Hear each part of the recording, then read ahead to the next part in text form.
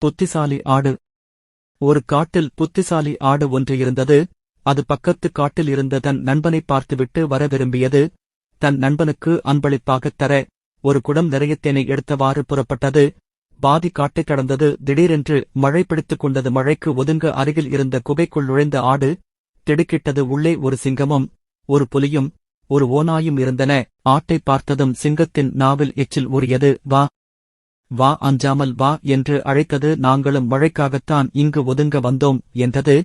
புலி, நீயும் அதற்காகத்தானே வந்தாய் என்றது. இவை மூன்றும் என்னைக் கொன்று தின்னப் போகின்றன, நான் ஏமாறக்கூடாது, என்ன செய்வது என்று நடுங்கியபடி சிந்தித்தது. ஆடு, குளத்திற்குள் என்ன கொண்டு வந்து இருக்கிறாய்? இனிய மணம் வீசுகிறதே என்று கேட்டது சிங்கம். அப்போது நல்ல திட்டம் ஒன்று ஆட்டின் உள்ளத்தில் தோன்றியது.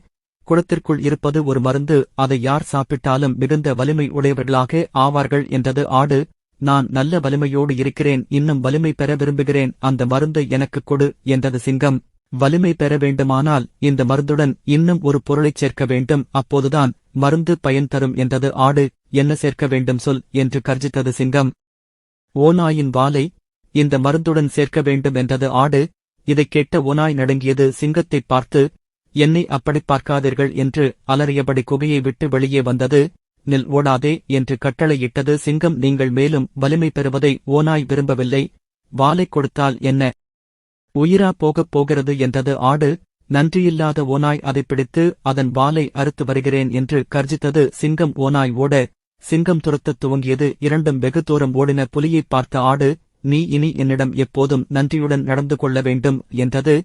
என்ன சொல்கிறாய் என்று திகைப்புடன் கேட்டது. புலி சிங்கத்திடமிருந்து உன்னை நான் காப்பாற்றியிருக்கிறேன், நீ சிங்கத்திடமிருந்து என்னைக் காப்பாற்றினாயா?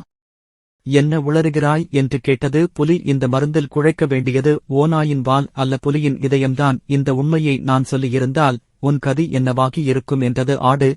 இந்த ஆட்டை நம்ப முடியாது. சிங்கம் திரும்பி வந்ததும் உண்மையைச் சொன்னாலும் சொல்லிவிடும், நாம் உயிர் பிழைக்க வேண்டுமென்று நினைத்த புலி குகையை விட்டு வெளியே செல்லத் துவங்கியது. மழை பெய்கிறதே, எங்கே போகிறாய் என்று கேட்டது ஆடு. என் நண்பன் ஒருவனைச் சந்திக்க வேண்டும், இப்போதுதான் நினைவுக்கு வந்தது, நான் வருகிறேன் என்று ஓட்டம் பிடித்தது புலி.